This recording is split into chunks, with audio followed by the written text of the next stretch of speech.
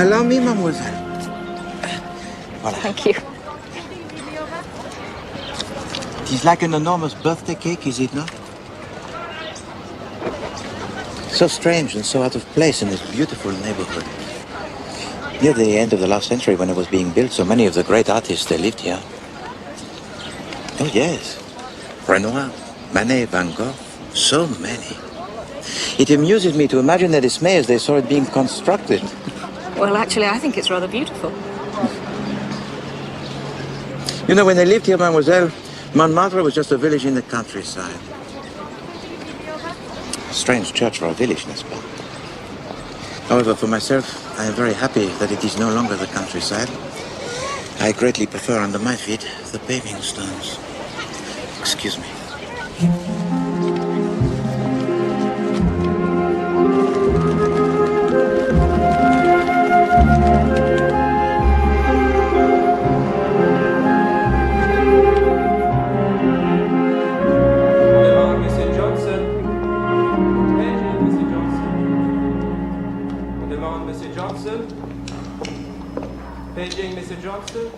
I'd much rather spend the afternoon shopping.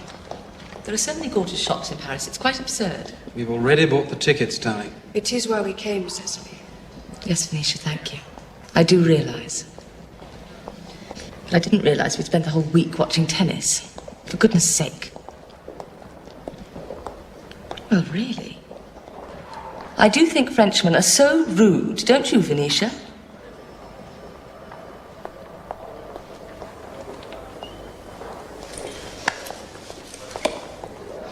Where's Madeleine?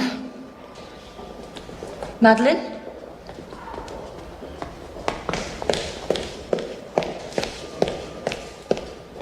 Fetch my cigarettes, will you? Yes, Lady Aubrey.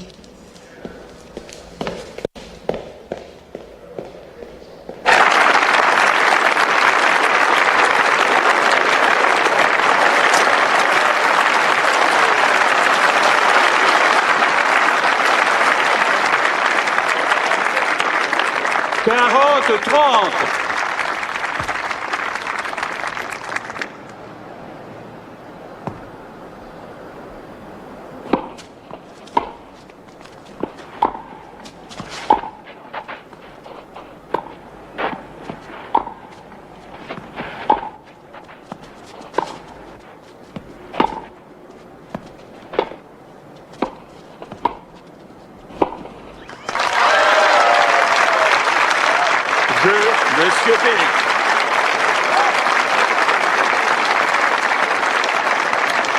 Monsieur Perry mène par 4 jeux à 3 dans le premier set.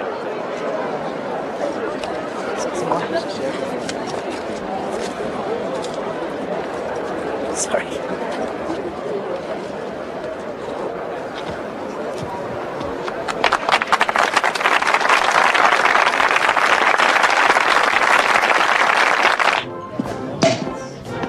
He was jolly good. Even you must admit, Cecily. Who was? Fred Perry, darling. The English one. I wish I'd seen Perry at Wimbledon last year. They say he was marvellous. Well, let's hope he wins again in the final. Yes, that would be nice, wouldn't it? Hello. I felt I ought to apologise, in case my clapping deafened you. Oh, no, don't worry. Do you enjoy the game? Oh, yes. It's a wonderful tournament, isn't it? I'm Norman Gale. Jane Grey. Wasn't she a queen or something? Briefly. No relation, I'm afraid. I'm just an air stewardess. Well, I hope you're not flying back before the final. Oh, no, definitely not. I wouldn't miss it for anything. Good. Garçon. Garçon. For heaven's sake.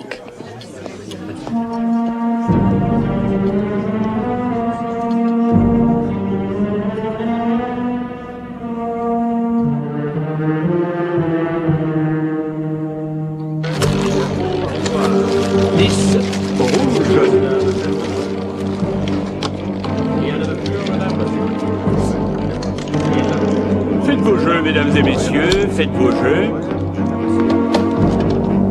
Faites vos jeux, mesdames et messieurs, faites vos jeux. Rien ne va plus. Voilà, faites monsieur. Monsieur Darwin.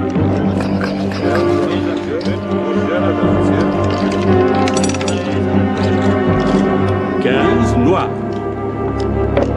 Faites vos jeux, mesdames et messieurs, faites vos jeux. That was a lovely dinner. Thank you, Stephen. Glad you enjoyed it. You mustn't worry about Cecily not turning up. Really. There's probably a perfectly good reason. She's probably back at the hotel now. She's been worse than ever this week. It was marvelous that you could come with us, Venetia. I'm very good at being a friend of the family. It's my role in life, I think. Bonsoir, madame. Monsieur. Good evening.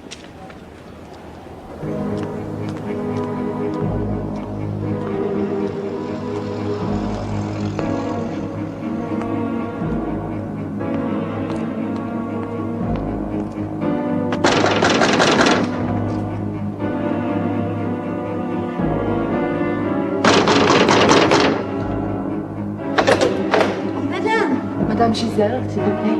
Le premier.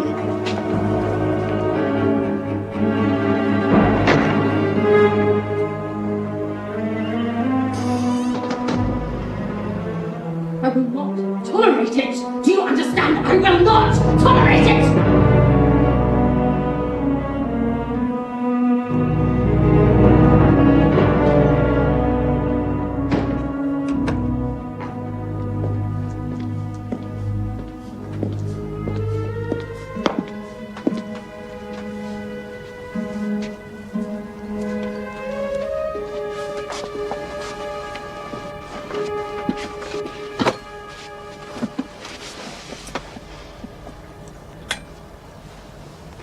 Hello, darling. Can't you sleep? It's 3 o'clock. Is it? Did you see her? Who? That woman. I might have paid her just a little visit, Stephen. On the other hand, I might not. I suppose you went to the casino. I might have spent just a few francs, yes, Stephen, I must confess. I'm not helping any more, Cecily. I'm simply not. You'll just have to tell her. Oh, don't get so excited, darling.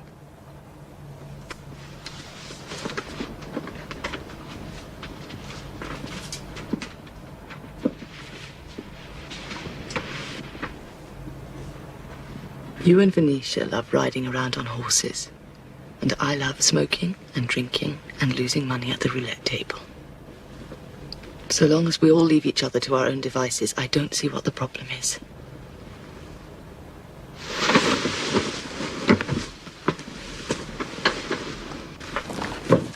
I'm going back to London in the morning.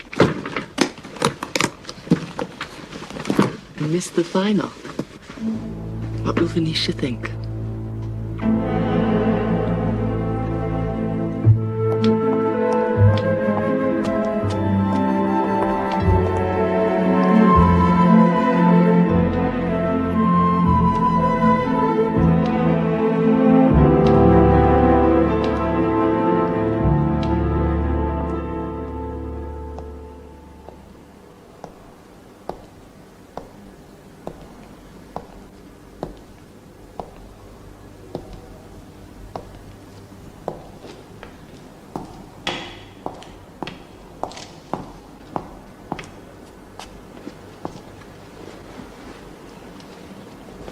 Ah, mademoiselle. I did not take you for an admirer of the avant-garde. Hello again. Hello.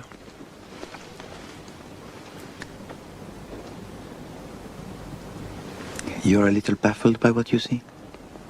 Yes, I'm afraid I am, actually. Well, it's hardly surprising, mademoiselle. The surrealists, you see, they free themselves from the demands of logic. They do not paint what we see before us, the real world, as we call it. No, no, no. No, they struggle to express the unconscious, the dream world. Though one cannot approach their work in a way that has logic. You have to experience it. You have to open your mind to it. That is all. Come, I will show you more. So, Mademoiselle Gray, How does the world look now that the surrealists have opened your mind to it? It's all looking a little strange now, actually. But I'm sure it's only temporary. It's been fascinating meeting you, Mr. Poirot. Ah, no. You are too kind. No, it has. But now there's a little bit of Paris I'd like to show you.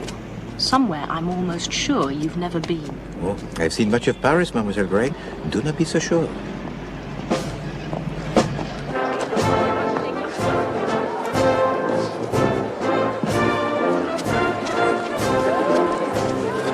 You are very clever, Mademoiselle Grey, to obtain from me a seat at such short notice. That's your seat there. Well, thank you. Thank you very much indeed. You are too kind. I'll see you later. Indeed. Au revoir. Father. Father. Father.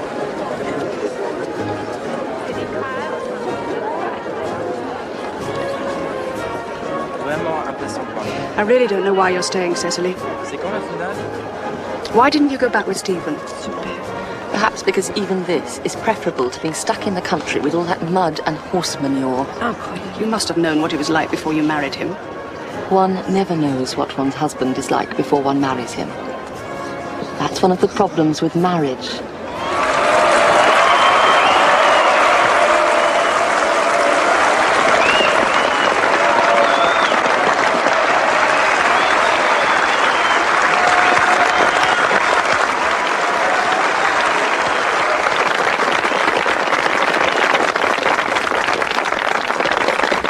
Sure you're not staying for other reasons? What do you mean? What about that actor friend of yours? Isn't he keen on tennis?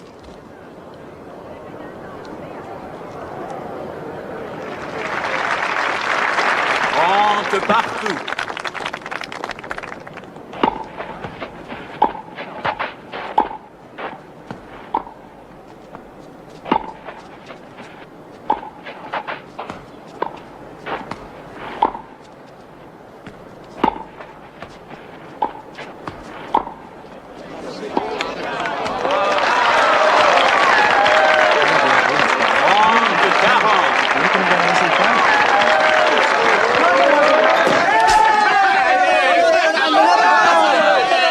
It is interesting, is it not, how the British regard tennis as their own invention, and any tennis trophy is rightfully theirs? When the truth is, it was a French game originally. Jeu de paume, 11th century, I think. It was a jolly good game, wasn't it? And Perry absolutely thrashed Von Kran. Are either of you going to Wimbledon? For myself, I think not. Depends if I can get the time off. Me too. Garçon!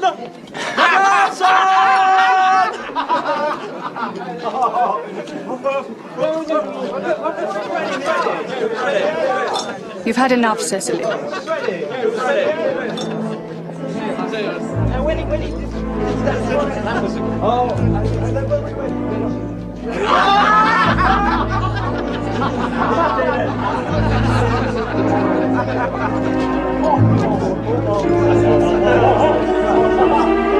I have nothing for you.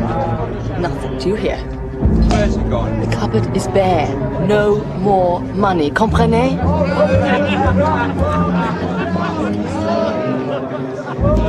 Pardon.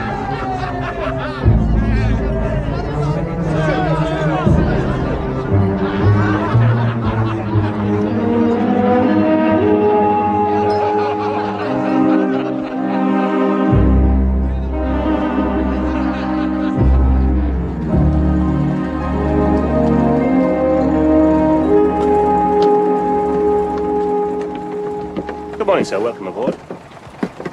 I hear Miss Gray will be travelling with us, ready to cater for our every need.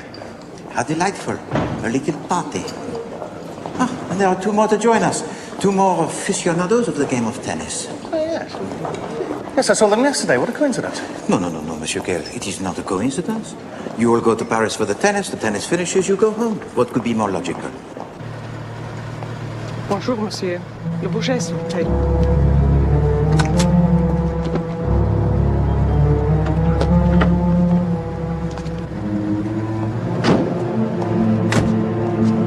revoir, Alice. À bientôt. Au revoir, madame.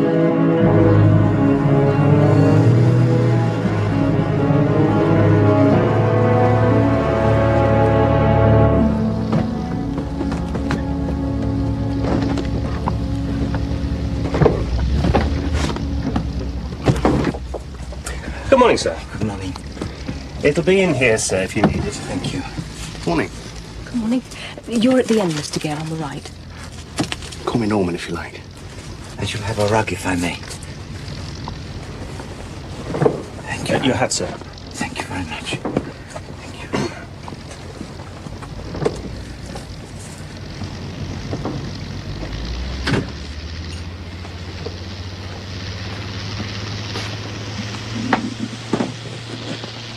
This way, ladies.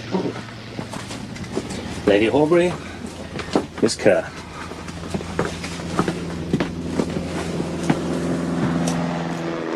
Is everything all right, Mr. Dupont? Yes. Would you like me to take your case for you? No. It contains valuable archaeological pieces. Equatorial African pipes, you see? For a lecture I'm giving to the British Archaeological Society. Really? How interesting. If you'll excuse me.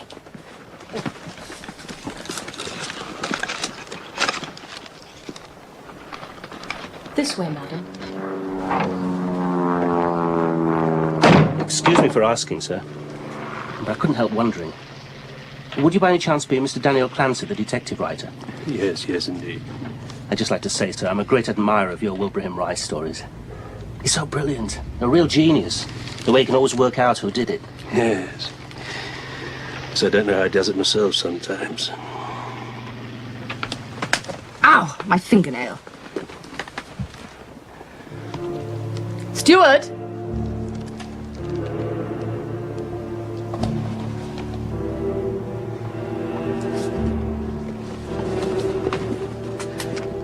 Steward!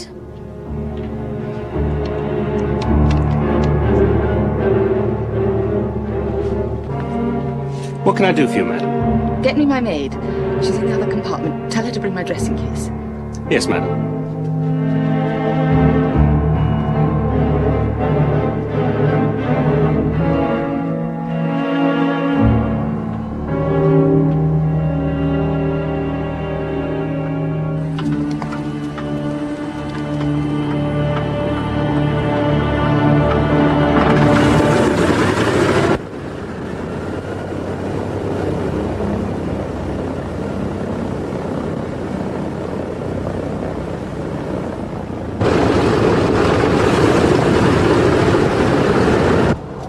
Thank you, Madeline. That'll be all.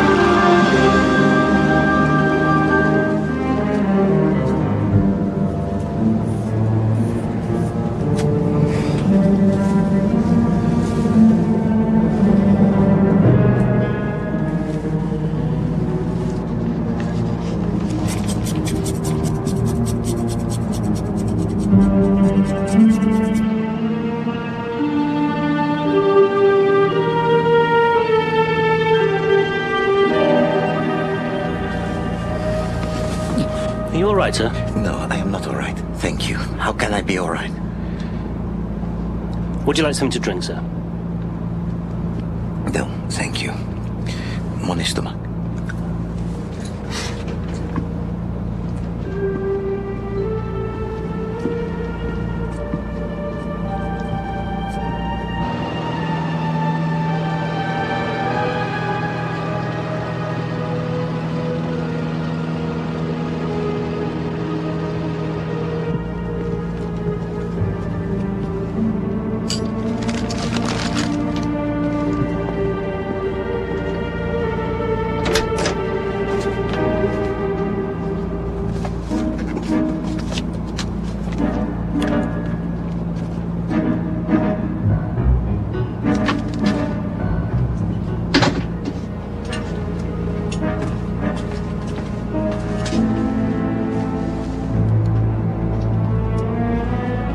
some food?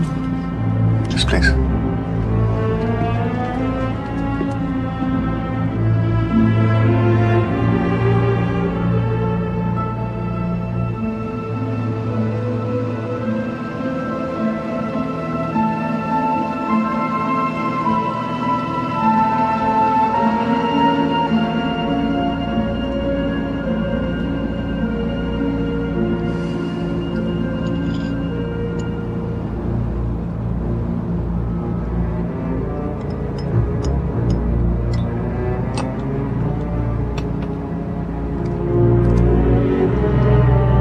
If you wouldn't mind, Cecily. My throat. Of course not, dear.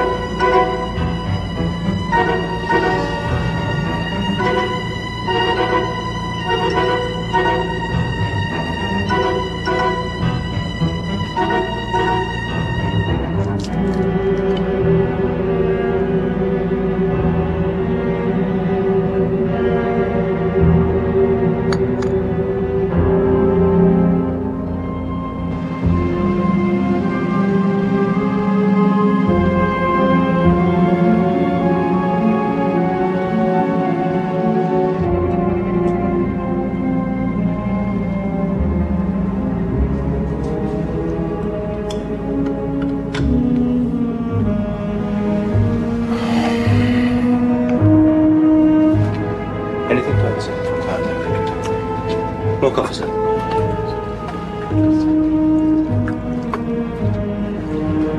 Coffee, miss? Maybe whole bread. More coffee, sir. No, thank you. No, thank you. Madam? More coffee, madam. Madam?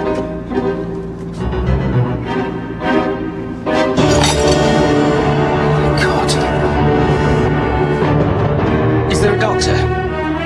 What is it? Is anyone a doctor? I'm a dentist, if I can be of any help. What is it? What has happened?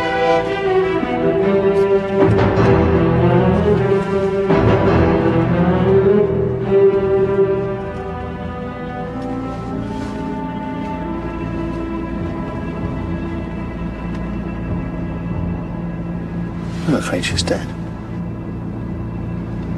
What is it, a fit? No. No, I think not. Regardez. It's a wasp sting. I killed a wasp with my cup. Yes, I saw it too. People do die of wasp stings, but... You must get back to your seats, please, gentlemen. We're about to land. Qu'est-ce que c'est que ça?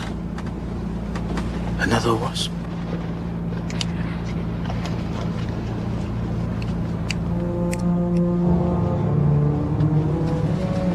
Yes, it is very like a wasp. But it is not a wasp. Goodness, it's a dart. A native dart. South American, I think. You have seen one of these before, monsieur? Yes, yes, indeed. But be careful.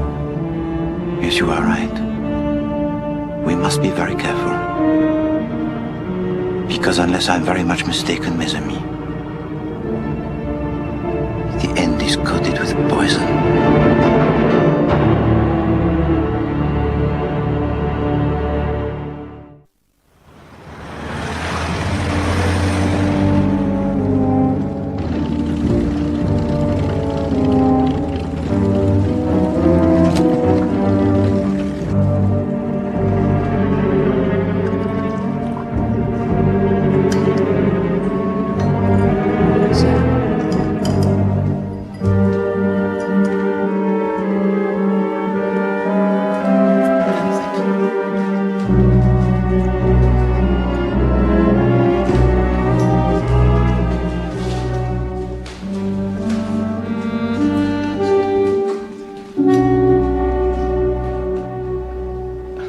extremely sorry, ladies and gentlemen.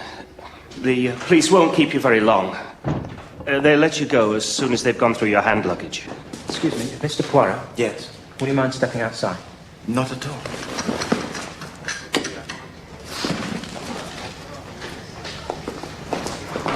I knew there was something suspicious about him. Didn't I say? Thank you. Well, well. Seems you can't even fly on an aeroplane now without somebody getting murdered.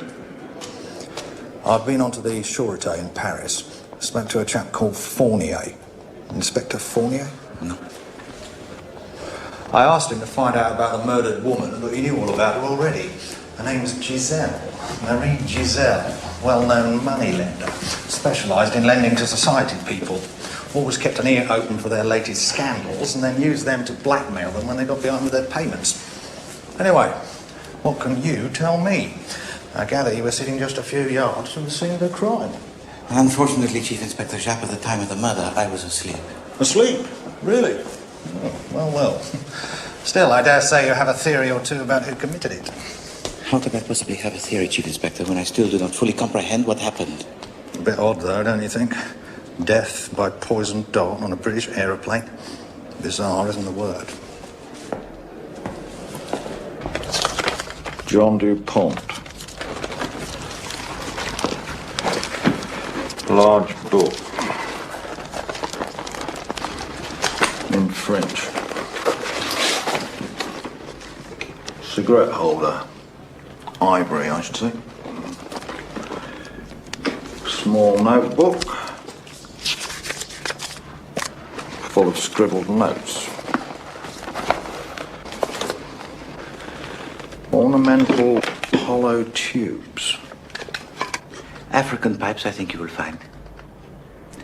I was not asleep all of the time, Chief Inspector. I heard Monsieur Dupont tell it to the air stewardess, Mademoiselle Jane Grey. Monsieur Dupont, he is an archaeologist. Could be what we're after. What exactly are you after, Chief Inspector? Well, the question I'm asking myself, Poirot, is how did the dart get into the body? You refer, I assume, to the method used by the South American Indians, who shoot the native thorn, such as was discovered by the body, through the wooden tube, n'est-ce pas? Well, yes. But how do you know about South American Indians? Because I have talked to Monsieur Daniel Clancy, the well-known writer of the detective stories, and creator of the celebrated gentleman detective, Monsieur Wilbraham Rice. No?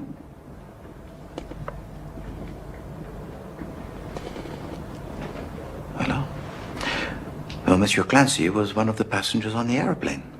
He has researched into the subject for one of his books. Oh, has he? Oui. Well, so he tells me. If you please, Chief Inspector, when you have finished, could you let me have a copy of the list of the personal effects of each passenger? It would be of great interest to me. Well, why would that interest you? What are you looking for? I do not know. All I know is that I pursue the object that will hold the answer to a question that troubles me. But such are the dilemmas with which we daily struggle, are they not? Excuse me.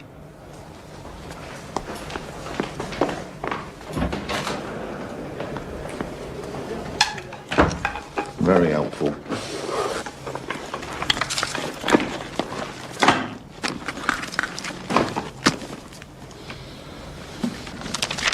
Norman Gale, Strand magazine.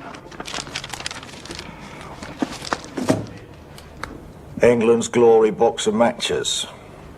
Empty. One white linen coat. 2 dental mirrors. Dental rolls of cotton wool. Do you reckon he's a dentist by any chance? It's an unforgivable invasion of privacy. I demand to speak to my husband and my lawyer at once. Won't do any good, Cecily. It's perfectly normal procedure, I think you'll find. After all, the murder weapon might still be concealed in someone's bag or cage. Just take me to a telephone. This way, madam. You stay here. Yes, ma'am. I'm sorry, sir, but nobody's allowed on the plane. Those are my orders. We need to get on board. I've strict instructions. I'm sorry. But we haven't cleared up in there. There's coffee cups and goodness knows what. You won't let us on board. Oh, dear. Ridiculous. In all the time I've worked here. Yeah, if you please, Monsieur Mitchell. Will you excuse us, Constable? One moment, if you please. I have a question, if you would be so good. Did either of you during the flight see a wasp? I saw the squashed wasp, yes, sir. In the young Frenchman's saucer when I gave him more coffee. But did you see the wasp alive? Did either of you see the wasp flying around the cabin? No. No, I can't say I did. Well, nor did I. But surely it was the dart that killed the poor woman. Hasn't that been established? Almost certainly, yes, mademoiselle. Then why? Mademoiselle Gray, when was the last time you saw to be alive Madame Giselle? I suppose when I collected up the plates after the meal. And she was alive when I poured her coffee. A few minutes later, that would be. Merci. Merci bien. Just one more question. Madame Giselle, had she ever flown with you before? I'd never seen her. But I've only been working here a few weeks. Ah, yes, of course. And you, monsieur? Well, yes, as a matter of fact, she flew with us quite often. She usually went on the first plane in the morning, the 9 o'clock. This one sometimes gets busy, but there's always room at the 9 o'clock. They found something, Poirot. You better come along with me. Thank you very much.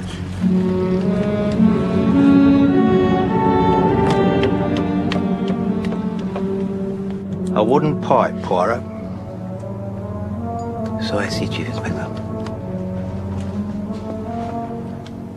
Just what I was looking for. All we need to know now is how it got here. You see the markings? I think you will find that it is South American, just as is the dart.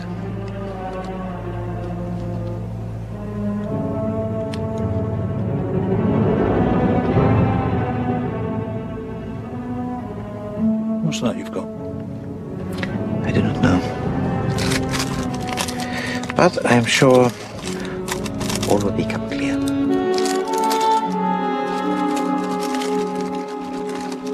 The wooden tube is rather beautiful, is it not, Chief Inspector?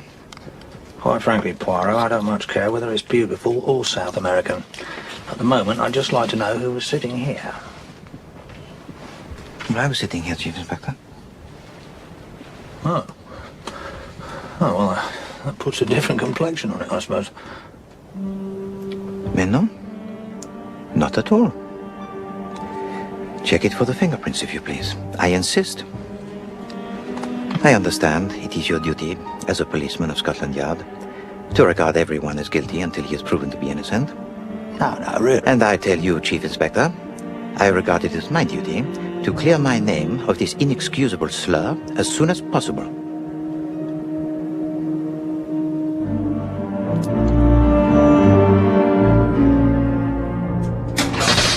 Stephen, I had to talk to you. I must warn you, something awful's happened. There's been a murder. Yes, on the plane. That Giselle woman.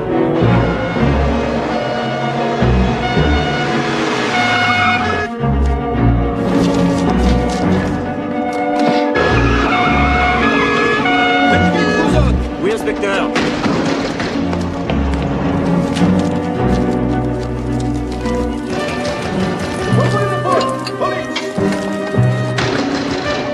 Ouvrez-nous tout de suite.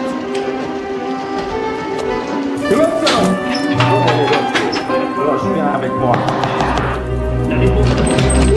Ouvrez. Ouvrez. Ouvrez la porte. Ouvrez-la tout de suite.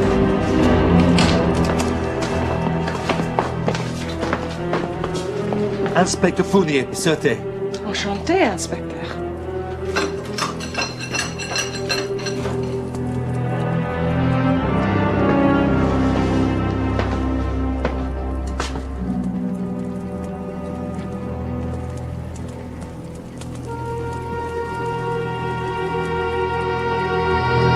I demand to speak to the person in charge. Sorry, madam. Don't, madam.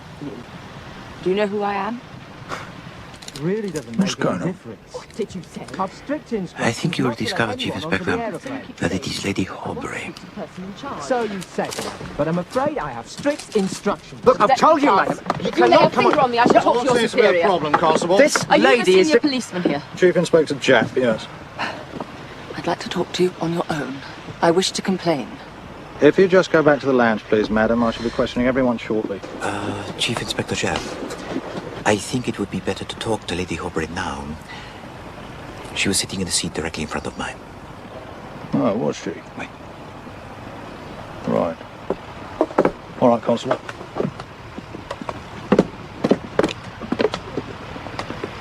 Have you ever seen this before, Lady Horbury? No, certainly not. Why? Lady Horbury, at any time during the flight, did you see anyone move to the rear of the plane? What's it got to do with you? Just answer the question, please. No. I was sitting facing the front. How could I? I never left my seat. But I'm thinking about the last half hour in particular. Did you not notice anyone at all? No. Well, apart from the steward and stewardess, they were clearing the tables and then serving coffee. They passed by a few times. Did you see a wasp? Wasp? No. And did you know the murdered woman, Lady Horbury? No. No, I'd never seen her before.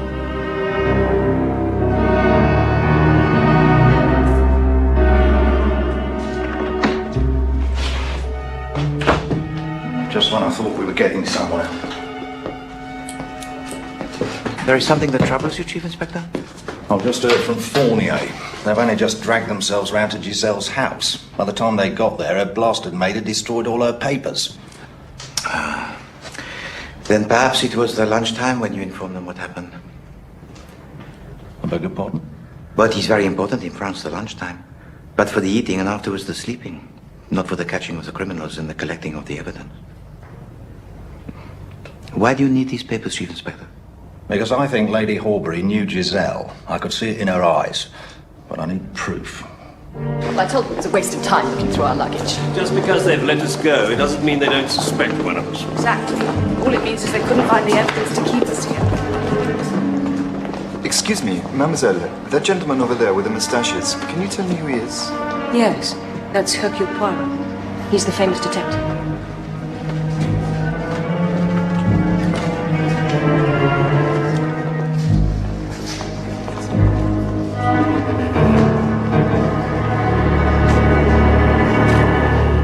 Tell me, did either of you see anyone pass by Madame Giselle during the flight?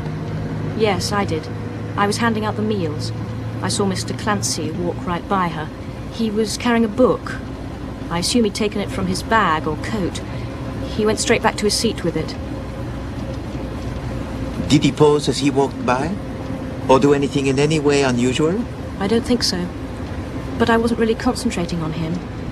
I'm still not used to the work. I was terrified of dropping the food. I see. And did either of you see anyone else get up? No. Well, actually, I got up myself, but only to go to the toilet. Which is at the other end of the cabin? Yep.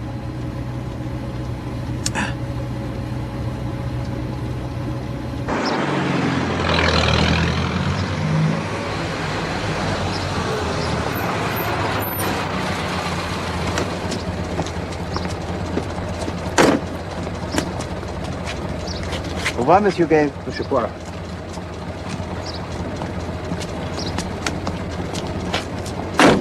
What an impressive house. Yes. I wish I could say it was mine, but I'm afraid it's my uncle's. The surgery's here too. We both work here. Well, goodbye. Goodbye. I was wondering, are you possibly free for dinner? Perhaps tomorrow night? Goodness. Well, how lovely. Yes. Yes? Good. I'll telephone you tomorrow.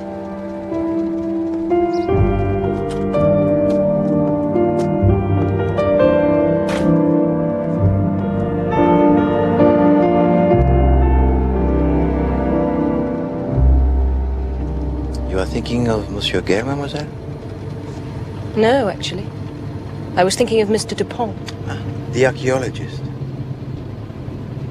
Why is it that you think of him? Well, because he came up and asked me who you were. It was a bit odd, that's all. And so you see, to Poirot, nobody is above suspicion. Well, I hope you don't think either of them killed the poor woman. En effet, mademoiselle, either could have done it. Merci.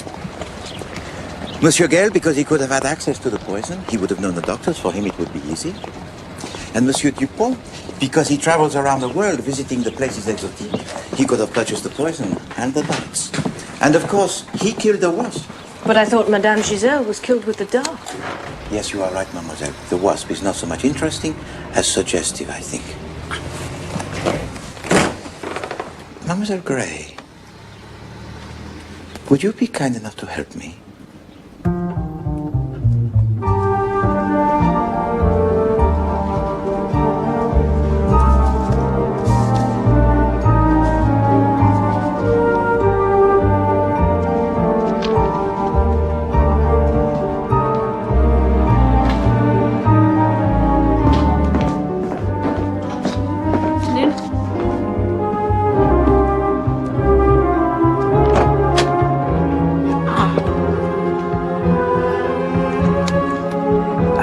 Thank you, mademoiselle.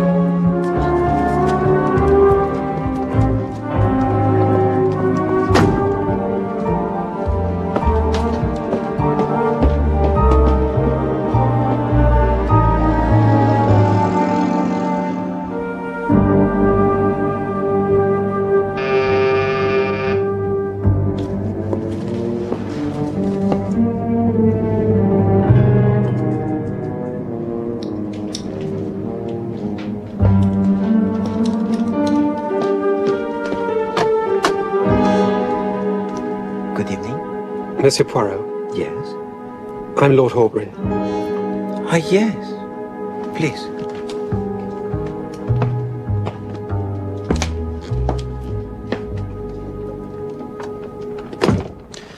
Thank you.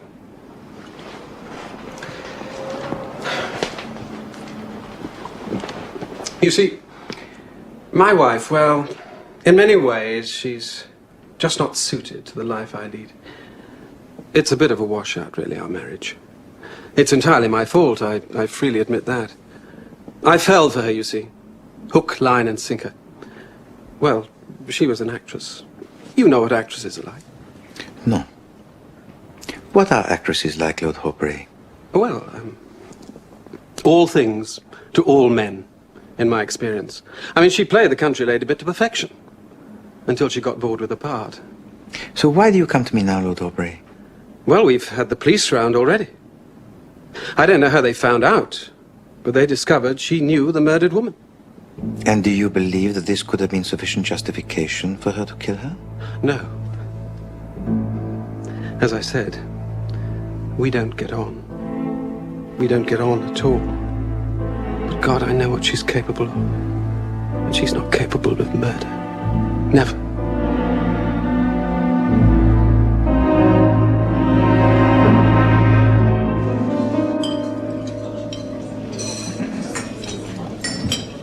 We've been sitting here watching his house for an hour and a half. He's never going to turn up. Monsieur Clancy will turn up eventually, mademoiselle. Have no fear.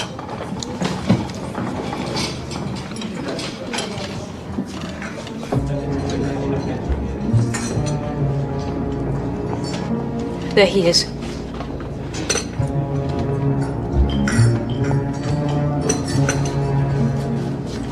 Do not forget the shorthand, mademoiselle. But I told you I don't do shorthand. Neither, I am sure, does Monsieur Clancy. Just make the little squiggles with confidence. It will unnerve him.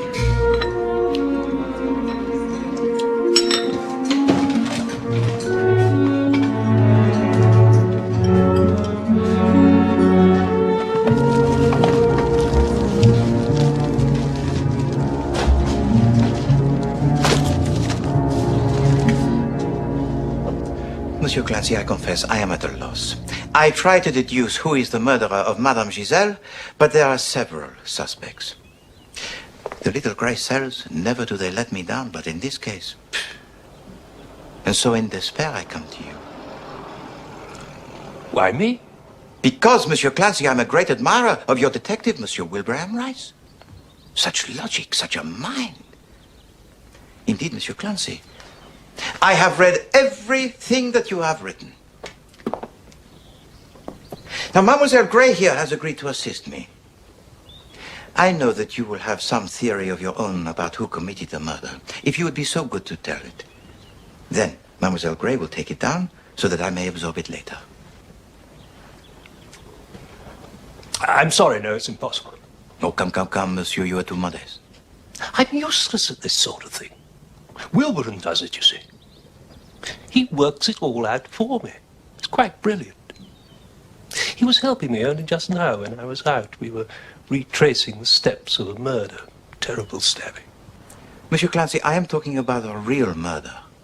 And one of the chief suspects is yourself. Oh, yes. You had the opportunity. And you were observed to pass by Madame Giselle during the flight. I deny it.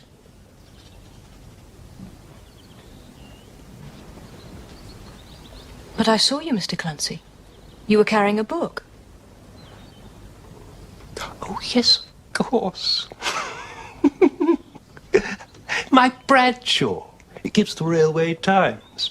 Wilburn told me to go and get it, to check the villain's alibi. He was absolutely right. Really cracked it. I've never noticed it myself. Perhaps Monsieur Rice could solve another puzzle. You told to me that you knew of the South American Indians and their poisoned darts because of research for one of your books. Unfortunately, Monsieur Clancy, there is no mention of this subject in any of your books. But to my surprise, what do I see on your shelf?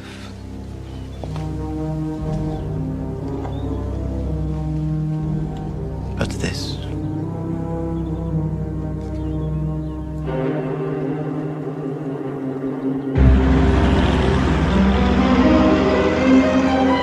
With the powers invested in me by the Registrar of Paris, I now declare you man and wife.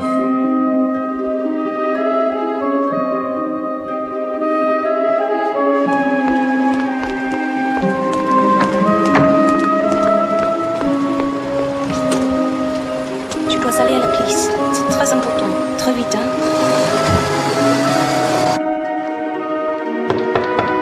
Entrez. Bonjour. Bonjour. Do you speak English? I do. Why? You're in charge of the Giselle case. Yes. My name is Anne. I'm Madame Giselle's daughter.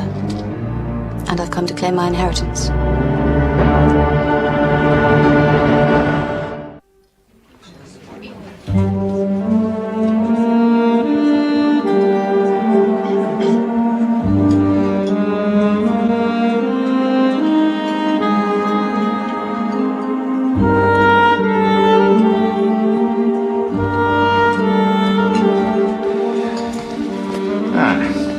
Looking forward to the flight, Poirot. Going to be a bit bumpy, they told me. Gale force winds forecast over the channel. I have checked already, Chief Inspector. The air, it will be beautifully calm all of the day. Otherwise, I cancel my flight and you go on your own. Just a joke. Anyway, I've been talking to Lord and Lady Horbury again. I admire your industry, Chief Inspector. And Venetia Kerr. It's quite clear that Lady Horbury went off gambling every night in Paris and used to come back in a terrible state. But the morning before they left, she was particularly desperate. Which you assume is connected with Madame Giselle.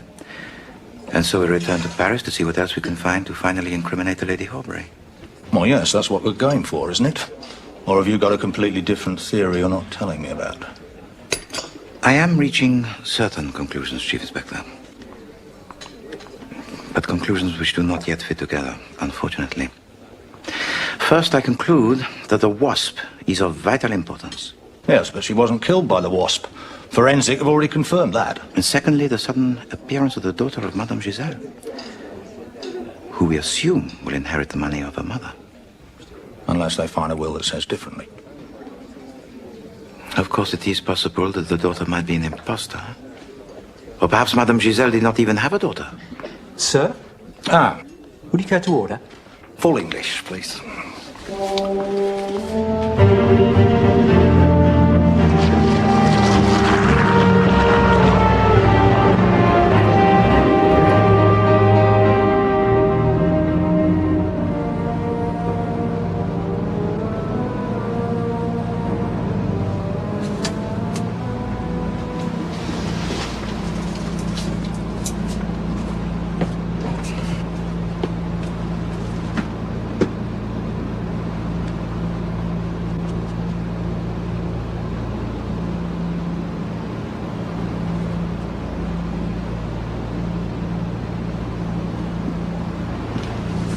If you please, madame, may I have the use of your seat just for one moment?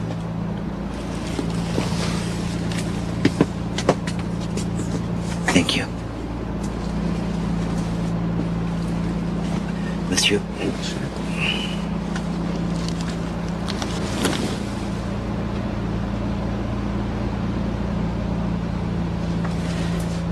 Thank you.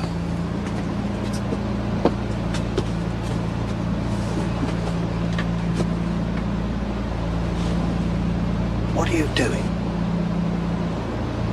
Pardon? Where'd you get that? This? From Monsieur Daniel Clancy. It was in his house. That's evidence, Poirot. Hello, Chief Inspector, may I present it to you? For myself, I have no further use of it.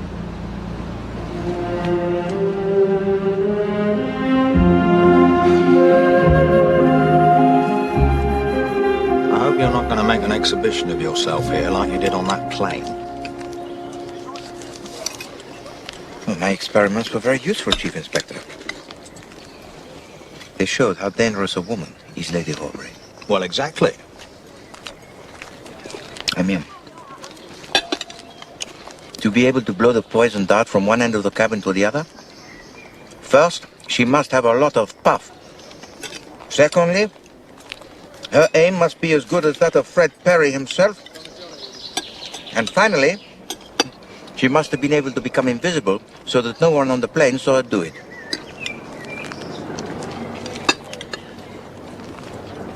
I apologize, mon ami. Poirot has gone too far. I'm surprised at you, Poirot. You of all people. I mean, what we're talking about here is the psychological moment, surely. Whoever murdered Giselle, whether it was Lady Horbury or even Daniel Clancy, clearly they chose just the psychological moment when no one was looking, so they could shoot the dart from wherever they wanted.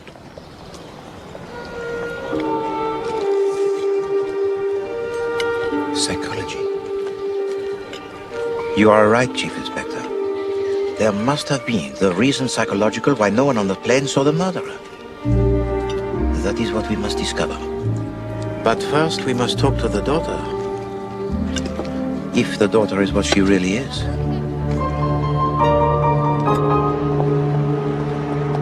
What do you mean, she's gone? She arranged to return here today, where I agreed we would take further particulars. She was in such a hurry before, but she did not return. Well, let's go and find her, Fournier. How about that for a plan? That is the problem, you see. I do not know where. You mean you didn't take her address? No. After all, she came to claim her inheritance. A very large amount of money, probably. Why should she not return? Chief Inspector, I would like it that you stay and work with Inspector Fournier, if you please. No, please, do not be difficult, Chief Inspector. We are in great need of the help of the show. We just had their help. Look where it's got us. Please, Chief Inspector, look. You remember that I removed from the wooden tube a tiny piece of paper. I have been studying it. Observe it, if you please. It has on it the little F, which I believe stands for francs. It is, I think, the remains of a price ticket which has been torn off. Therefore, the wooden tube, it was purchased from a shop in Paris, probably. I thought it came from the South American Indians. No. But now we have the need to discover where then is this shop. And Inspector Fournier and his men will help you to find it. And what are you going to do? First, I must arrest the little Grisels. And then I pursue the matter of the disappearing daughter.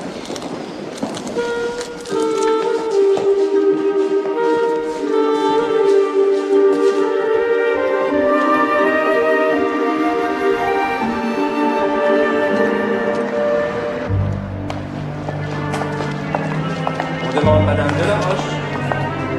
Paging Madame de la Roche. On demande Madame de la Roche. Paging Madame de la Roche. Bonjour. Bonjour. Un homme réserve une chambre pour moi. Il s'appelle Poirot. Yes, of course. Monsieur Hercule Poirot. And you are Miss Gray? Yes, thank you. How do you do, Miss Gray? do, Mr. Dupont? What a surprise. Where are we going? I want to show you some of the remarkable things that archaeologists have in the past unearthed, Miss Gray. Oh, wait a minute. This is ridiculous. How did you know where to find me, Mr. Dupont? It was easy. I telephoned the airline. I said that I was your brother, that I urgently needed to contact you. But why? Because I need your help.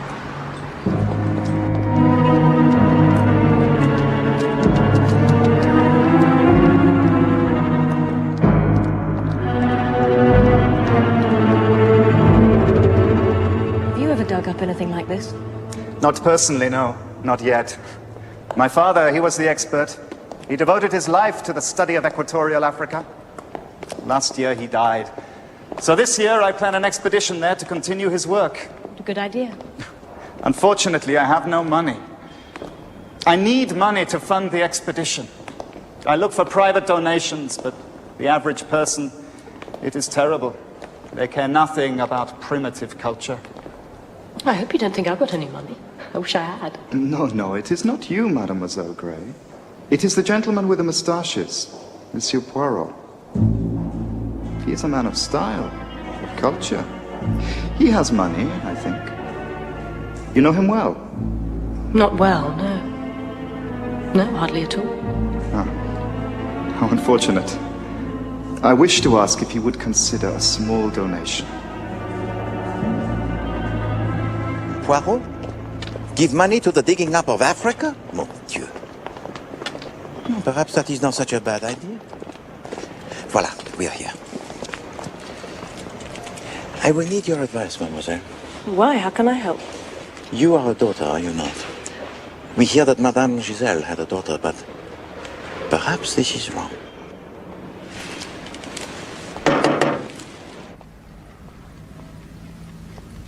This is an eerie place. So cold and unfriendly. Not what I would consider a home. I mean, there's nothing personal in it. Nothing at all. You are right. S'il vous plaît. There are no souvenirs, no photographs, no memories. Est-ce que Madame Giselle avait de la famille, Elise? Non, monsieur. Ses parents sont morts. Morts? What's she saying? That someone's dead? Her mistress had no family. Both her parents are dead. Avait-elle des enfants? Non, aucun. And there are no children?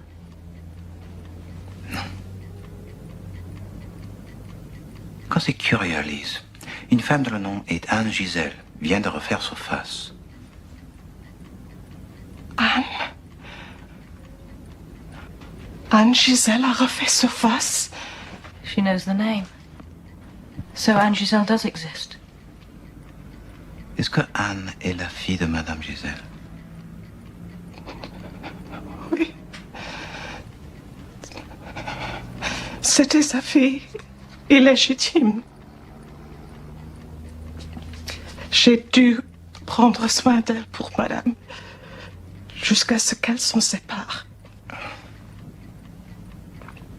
Il y a 23 ans, je ne l'ai jamais revue depuis.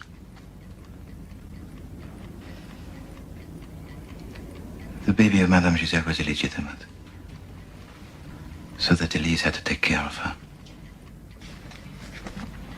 What did she say? Something about 23 years ago. It is 23 years that her mistress took the baby away from Elise, and she has not seen her since. Attendez.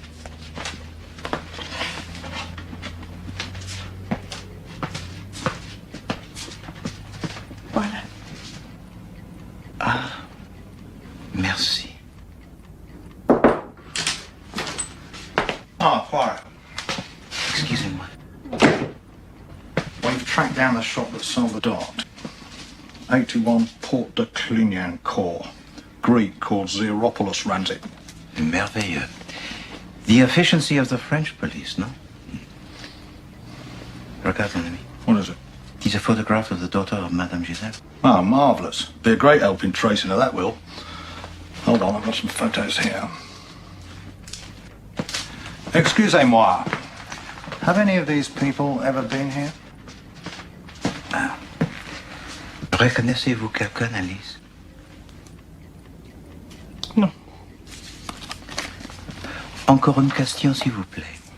Est-ce que vous qui avez réservé la place de Madame Giselle sur le vol? What are you asking? Oui. Alors pourquoi n'a-t-elle pas pris le vol de 9 heures du matin? Il était plein. Il n'y avait plus de place. I asked her why Madame Giselle did not take the morning flight as was usual for her. Why didn't she? Because the 9 o'clock flight, it was full, évidemment. There was no room on it. Well, you can't say fairer than that, can you? Qu'est-ce qui se passe? Hein? Ah, excusez-moi, madame. Oh, qu'est-ce qu'il y a ici? Qu'est-ce que ça te passe? Hein?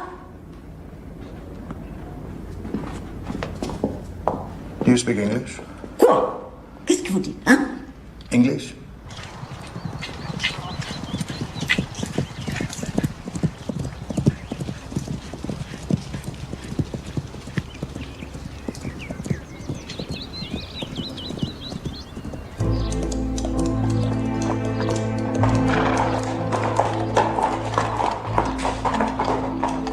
Where's Cecily?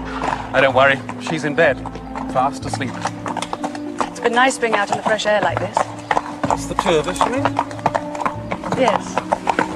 Yes, I suppose I do. Well, who knows, one day. Well, maybe things will be simpler. Cecily did the decent thing, you mean? And what would the decent thing be, in your opinion, Venetia? Well, if she confessed, I suppose. Isn't that what we both want, really, Stephen?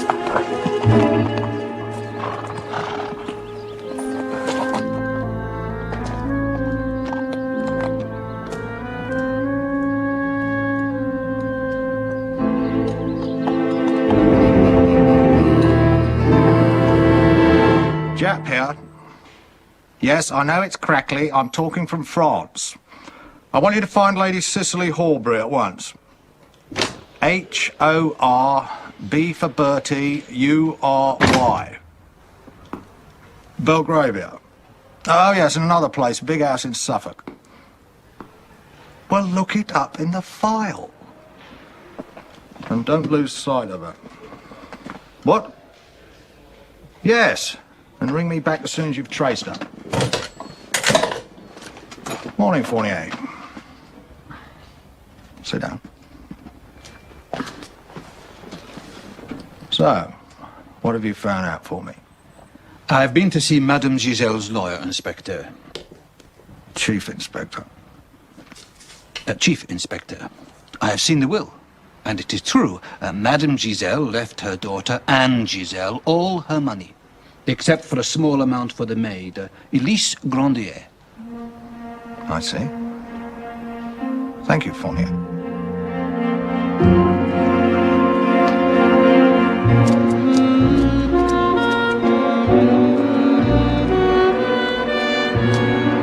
That is correct. The 9 o'clock flight was full, so I booked Madame Giselle on the midday flight. How strange. Why? What's strange about it? Flights are often booked up well in advance. But not this one, monsieur. What do you mean? I'm an air stewardess. A colleague of mine was on the 9 o'clock flight. She told me it was virtually empty.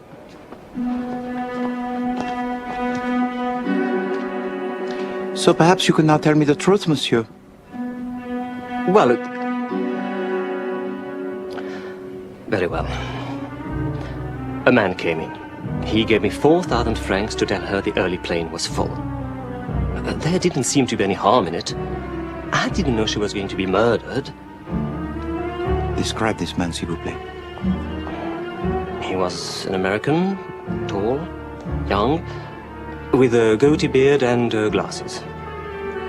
Thank you. Ah, yes. With glasses and a hat. And he chewed gum like all Americans. And his French accent. It was terrible. Of course. Bon. Look. I will show you the tray where I keep the wooden pipes. The junk tray, I call it. I keep it for all the Americans. No. I bring it to you. Enjoy, good son. Merci.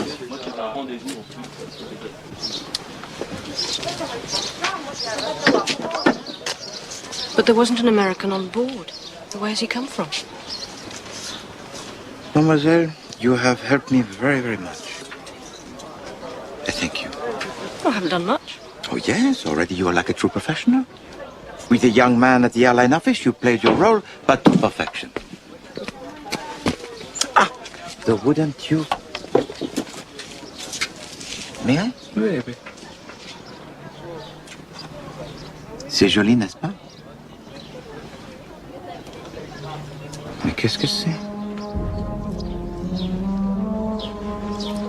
Ah, the little pieces of silk, such workmanship.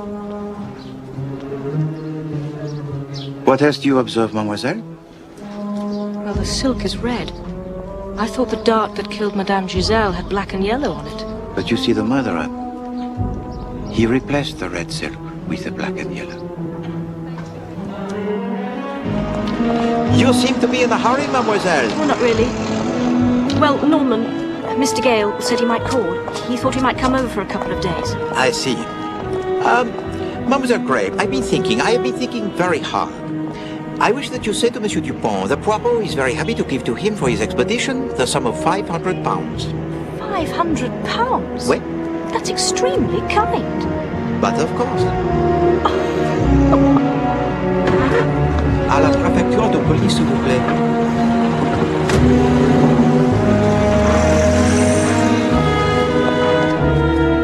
What if that woman Fournier let slip is not the real daughter, Poirot? Who else do we know who is of an age that would be correct for the daughter of Madame Giselle? I tell you. We know 3 women. The Honorable Venetia Kerr, Mademoiselle Jane Grey, and the Lady Horbury. All 3 were on the aeroplane. Well, I'd still plug for Lady Horbury. But why, Chief Inspector? Well, for one thing, because that concierge at Giselle's finally admitted that she recognised her. She told you this? Said she'd been there several times. The last time she stormed out, slamming the door behind her. You discovered all this while knowing virtually no French? Chief Inspector, you're a miracle. Well, a bit of ingenuity, expressive hand gestures, that sort of thing.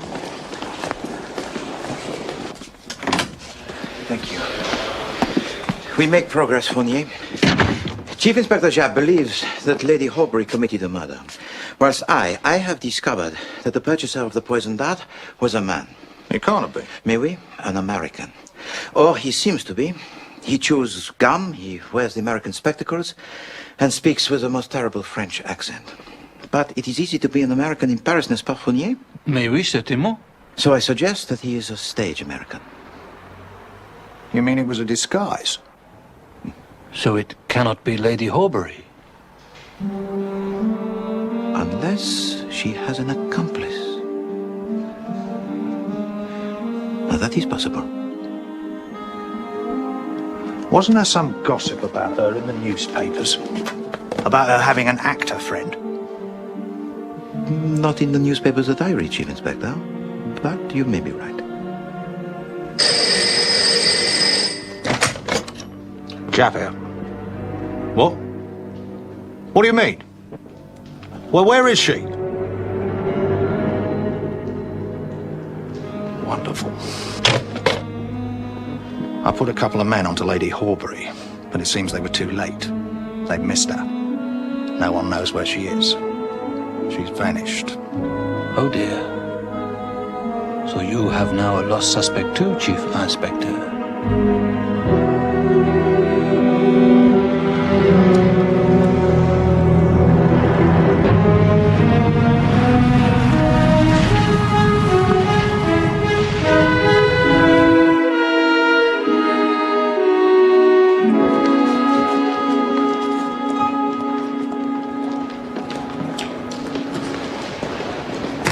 So, now I leave you, mademoiselle. But aren't you going to say hello to Norman? In such a situation, 3 is a considerable crowd, I think. Excuse me.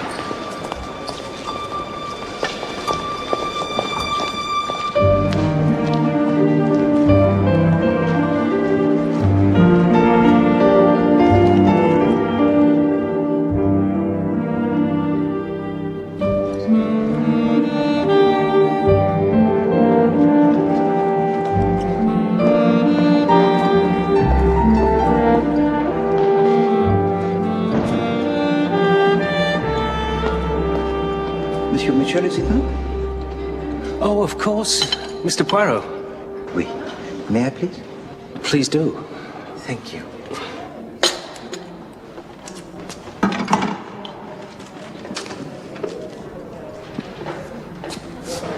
No more murders, I hope, Monsieur Mitchell.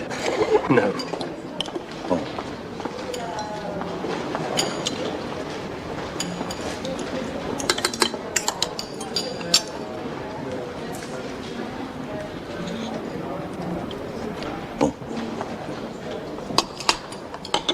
You know, it is truly fortunate to meet you here, Monsieur Mitchell. I have a question to ask you. When you cleared the table of Madame Giselle after she died, did you notice anything unusual? No. No, I don't think so. What sort of thing? Anything at all. Think hard, please. It is very important. Well, yes, there was something. It's silly, I'm sure, but, there were 2 coffee spoons in a saucer. It can sometimes happen when you're in a rush, and it's better to lay too much than too little. People can get terribly irritable if everything isn't exactly right. Still, that's not what you're after. Au contraire, Monsieur Mitchell. Thank you very much. It is a clue of the most vital importance.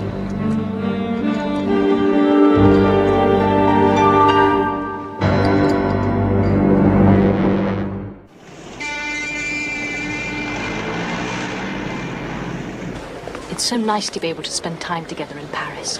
Yes, it is. And I'll be fascinated to see where the old woman lived. Anyway, why do you think Poirot suddenly agreed to give Dupont the money? I don't know. Why do you think it's odd? Do you think he's worked out some theory? What? For Jean Dupont murdered Giselle? Do you believe he could have done it?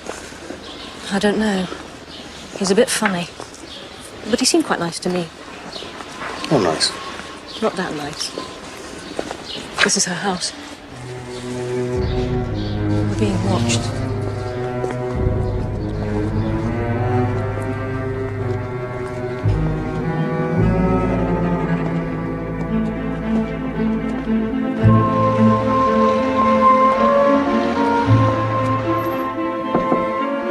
Hello? Oh. I was looking for Inspector Fournier. How can we help you, mademoiselle? Madame. Madame. Pardon. Well, I've come to apologize. You see, I came to see Inspector Fournier a little while ago about a rather important matter. You're Madame Giselle's daughter? Yes. Please, sit down, madame.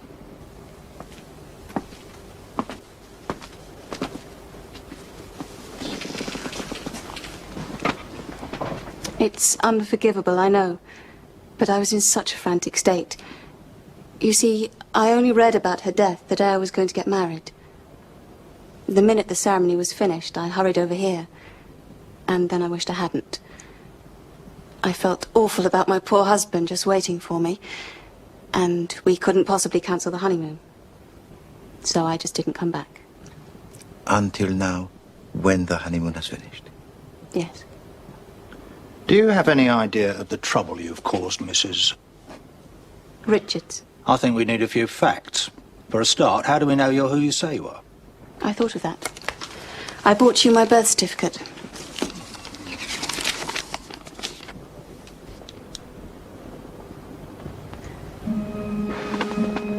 Do I not know you, madame? There is something about you that I seem to recognize. I don't see how. I was brought up in Toronto after my mother abandoned me. Do you know Canada? Alas, no. Were you ever in contact with your mother, Mrs. Richards? Not at all. She never came to Canada to see me. She never wrote to me. She obviously didn't care at all about me. And naturally, you hated her for this. I didn't care. That's all. Why should I? I just hope she's left me a lot of money.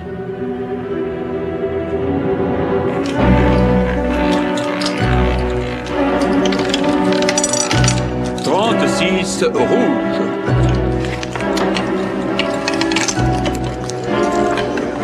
Faites vos jeux, mesdames et messieurs. Faites vos jeux. What's the matter? Nothing. What's money after all? Get me another drink, Raymond.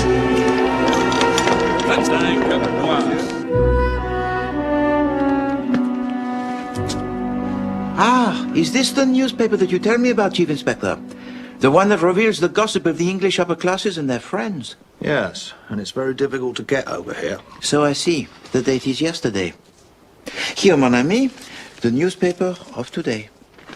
Well, thanks. It's in French, Poirot. Struth, it's Lady Horbury. She disappears from her home in England, only to reappear here in Paris under our very noses. With, let me translate for you, Chief Inspector. With her traveling companion, the well-known British actor, Mr. Raymond Barraclough. No, please. Poirot has a plan.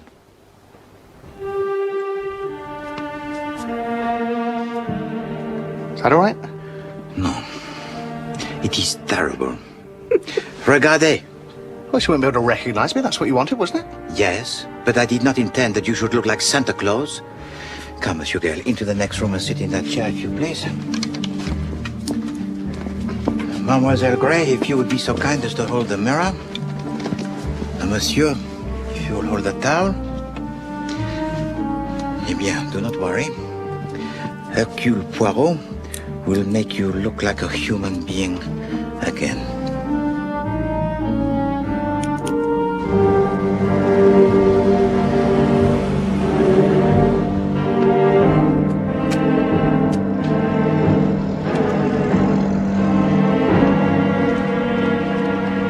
Lady Horbury, Daily Record, Paris correspondent.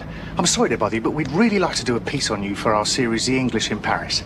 No, certainly not. No, really, Lady Horbury, the photographer will be here in just a second. Just a photo of yourself and Mr. Barraclough here. How dare you? Get away from us! Now, I really don't think you should be taking that attitude. We'll be here again tomorrow morning, Lady Horbury. Obviously, we've got an excellent story here already. Now look what you've done. I'm sorry. Just leave me alone. You're pathetic.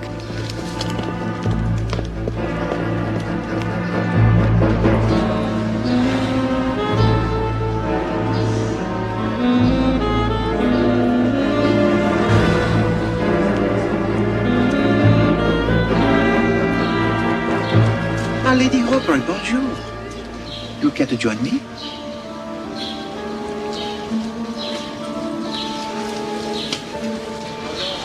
May I get you something? A coffee, perhaps? No. Thank you, I'm all right. A cigarette, perhaps? Thank you.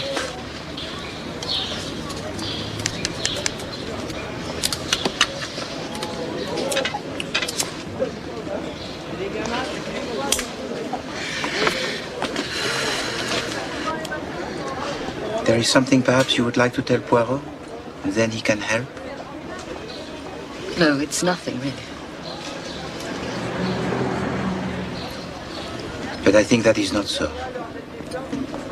On the day before the murder, your good friend, Monsieur Barraclough, he was in Paris. Yes. And you saw him while you were in Paris. And you also saw Madame Giselle, did you not? And she refused to release you from your gambling debts.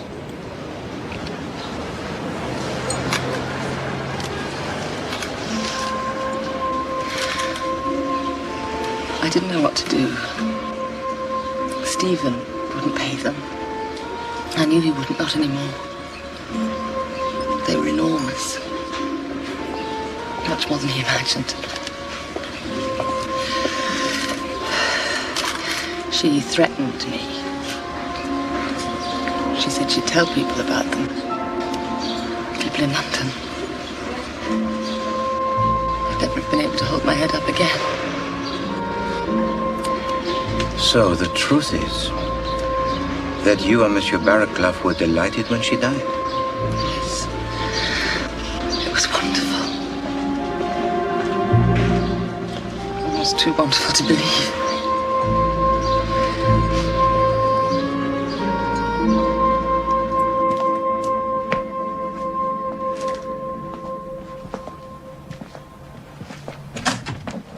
Ah, Poirot.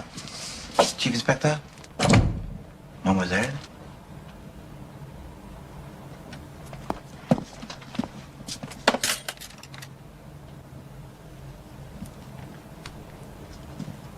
Or did you find out what you wanted? Yes. Thank you, Chief Inspector.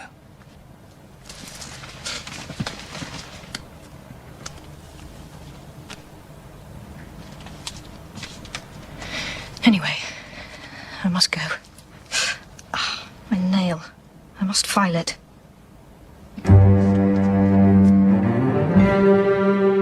What did you say, mademoiselle?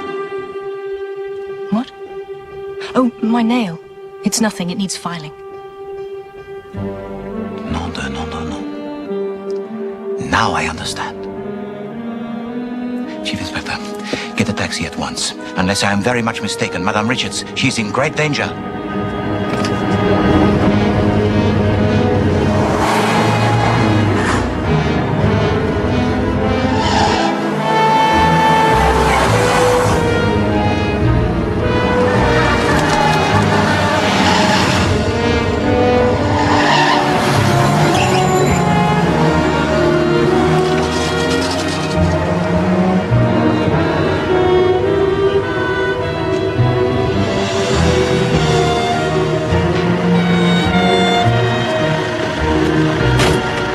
She left about an hour ago with an American.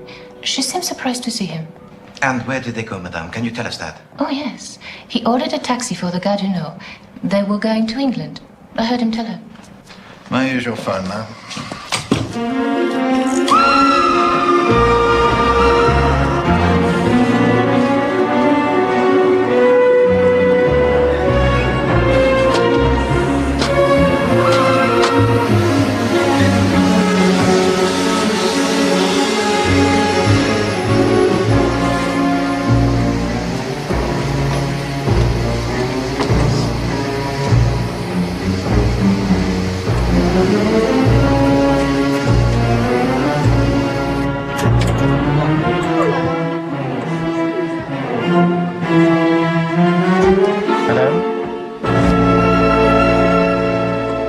Suicide? That is what the police suspect, Monsieur Gale. That's terrible. Wait. What about her husband? Has he been told? I believe the police have been unable to trace the whereabouts of Monsieur Richards. So far. Is there anything we can do to help? I regret that it is too late for anyone to help the daughter of Madame Giselle. However, if you both would be so kind, there is something you could do to help. Please join me in my suite, as I have called together all those I consider relevant to this case.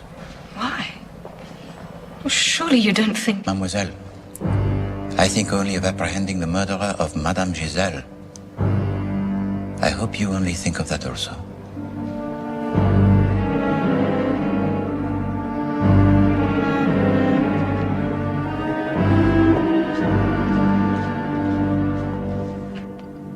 Mesdames et Messieurs. First, I have the task to restore the reputation of Hercule Poirot, the celebrated detective who had the misfortune not to observe the cunning murder of Madame Marie Giselle, even though it took place not 10 meters away from him. And so, when I had the dubious pleasure to attend the final of the tennis match, I observed an incident between you, Lady Horbury, and Madame Giselle. It seemed to me quite clear that she had some hold over you. No more money. Comprenez? A hold that you might go to any lengths to be rid of. Oh, now that is outrageous. Cicely would never be involved. Monsieur Raymond Barraclough. You are, I understand, an actor?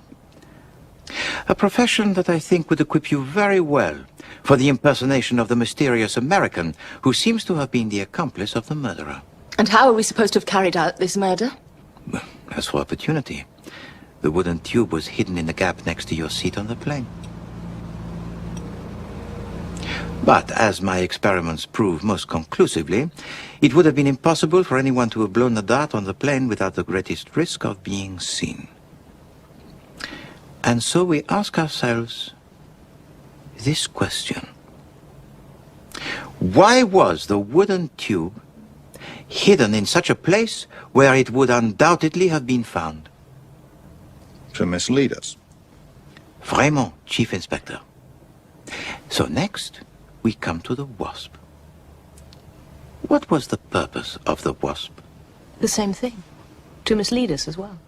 Thank you, Mademoiselle Gray. You know, Mademoiselle Gray has been such a help to me throughout. Une parfaite assistante. And she is right. But by the time the body of Madame Giselle was discovered, the wasp, it was dead also, because it had been killed by Monsieur Dupont. It was buzzing around my coffee. But did you have to kill it, sir? Was that really necessary? What? Are you saying that because I killed a wasp, I also killed Madame Giselle? That is ridiculous. If the wasp was put there to mislead us, was there not also a danger of it failing to do so? Unless, of course, our attention was drawn to it by the murderer himself. It's a wasp sting. I killed a wasp with my cup. All I did was kill a wasp with my cup. However, Mesdames and Messieurs, we know that the murder was not committed by the wasp. And we know that it was not committed by the use of the wooden tube. No. It was committed by the poisoned dart being pushed into the neck of Madame Giselle by the hand. Now, we know of only 3 people who passed by Madame Giselle during the flight.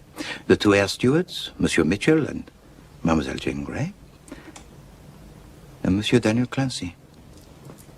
Oh, no, really, I didn't come all this way to... So why did you come all this way, Mr. Clancy? Because it would have been too suspicious to have refused? How dare you? Monsieur Clancy displayed an expert knowledge of the murder weapon. Goodness, it's a dart. Native dart. And in his house, I found a wooden tube very similar to the one we discovered on the plane. I told you. It was for a search for a book. For a book that you never wrote, Monsieur Clancy? Because Wilbraham wouldn't let me. He thought the whole idea preposterous. How can I write a detective story when my detective refuses to take any part in it? What's he talking about? I fear that Monsieur Clancy suffers from a malady common to many writers of fiction. His characters, they take control. At times they appear to him more real than the world around him. You mean he's a madman? A murdering madman. Keep him away from me. Please, Lady Horbury, rest calm. Now, as for the 2 air stewards, I have already discounted Monsieur Mitchell. Well, that only seems to leave you, Miss Gray, wouldn't you say? Now, look, I'm sorry. I protest. This is past a joke. No. It's all right, Norman. I was indeed suspicious of Mademoiselle Gray. I was suspicious of her new friendship with Monsieur Gale. Was this friendship really new? Or was she the true daughter of Madame Giselle? But then, of course, at last, we met the real daughter of Madame Giselle. As soon as she entered the room, I was looking for Inspector Fournier. I was convinced I had seen this lady somewhere before. It was not until Mademoiselle Gray caught her nail that I remembered. Oh, my nail. I must file it. In the lobby of the hotel, when I first saw Lady Horbury, she was accompanied by her maid. Fetch my cigarettes, will you? Yes, Lady Horbury. On the plane, when she called out for the nail file, it was brought to her by the same maid, a lady that we later came to know as Anne Giselle. I've come to claim my inheritance. This is all very ingenious, but I'm afraid Monsieur Poirot doesn't really mean it. He keeps deliberately changing his story. First, poor Jane killed Giselle, and now her daughter did. No, Monsieur Gale. The daughter did not kill the mother. The maid of Lady Horbury, she left the first-class cabin at the start of the flight, and we know that Madame Giselle did not die until shortly before we landed. Then how did she die? You will recall, Monsieur Gale, that I asked you to disguise yourself as a reporter to go to see Lady Horbury. We'd really like to do a piece on you for our series. He was... I apologize for the deceit, madame. But you know, at first, the disguise of Monsieur Gale, it was hopelessly unconvincing. Huh? But why?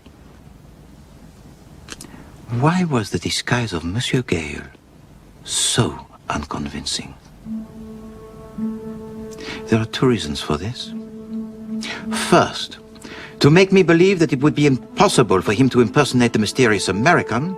And secondly, and most important of all, to ensure that I would never learn the truth about how this murder was committed.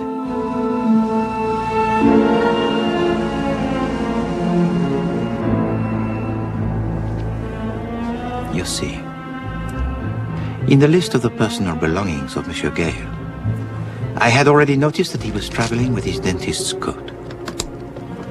During the flight, when coffee had been served and the air stewards were in another part of the plane, Monsieur Gale makes the visit to the toilet.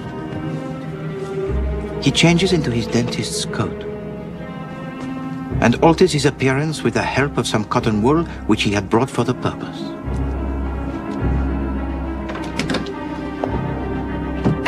He picks up a spoon, which gives him the task of a steward to carry out, and hurries down the corridor of the plane.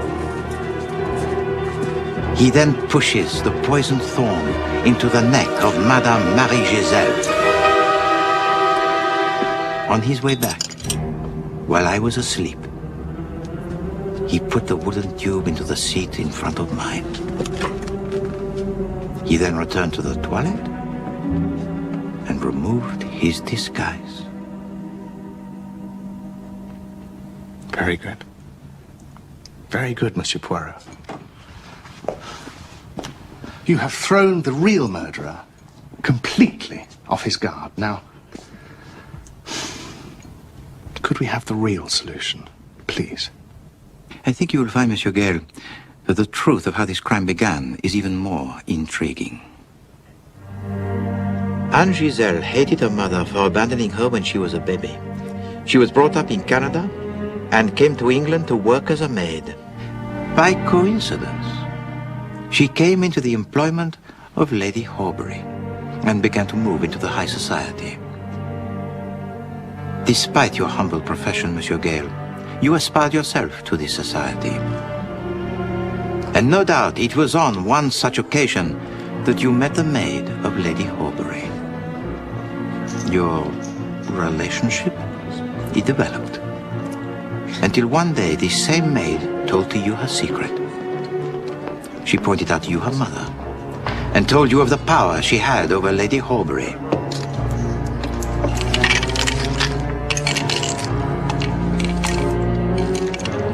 Of course, after 23 years, Madame Giselle did not recognize her daughter. And luckily for you, her daughter hated her mother so much that she willingly agreed to your plan. To murder her in such a way that Lady Horbury would be blamed. He planned all that. I could have... I mean, the police, very nearly. With Madame Giselle dead, it was essential that Monsieur Gale should not be married to the daughter. Anne would claim her inheritance, but in the event of her death, her husband would receive the wealth of Madame Giselle.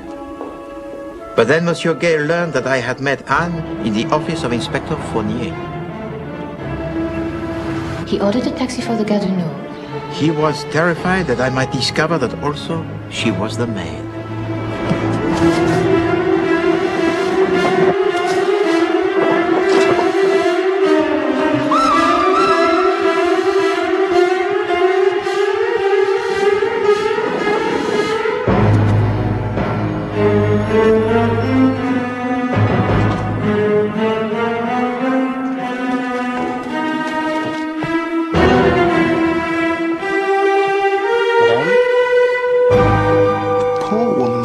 Suicide. You told me. No, Monsieur Gale. You see, you left your fingerprints on the poison bottle. Now, that's absolutely ridiculous, because I will... You wore the gloves when you committed the murder. Indeed. Thank you.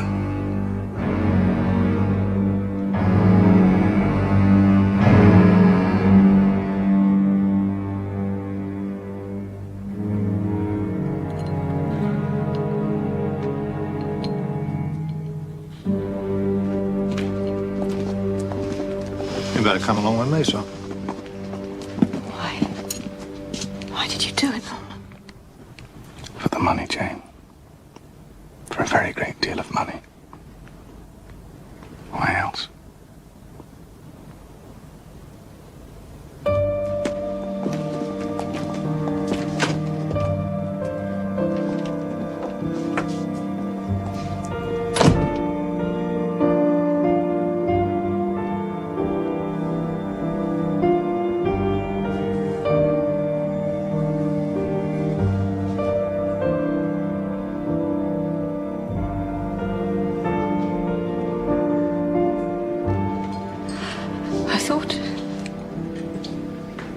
I don't know.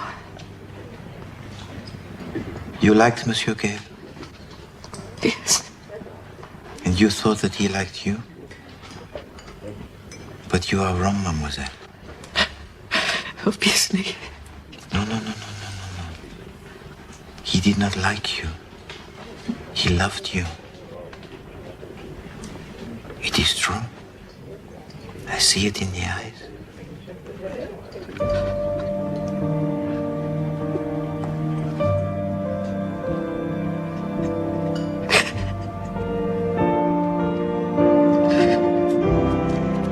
I was getting a bit worried there, Poirot, in case you'd done it after all. In your sleep, perhaps. Very droll, Chief Inspector. One thing I don't understand, though. What put you onto Norman Gale in the first place? In the first place? Eh bien, in the first place, I looked for the home of the wasp. And in the belongings of Monsieur Gale, there was a matchbox. An empty matchbox. Parfait. So, where are you taking me, Poirot? Little farewell lunch, I hope. Nice little restaurant you've just discovered. I'm getting quite keen on this French food, you know. Not exactly, Chief Inspector. Food for the soul, mon ami.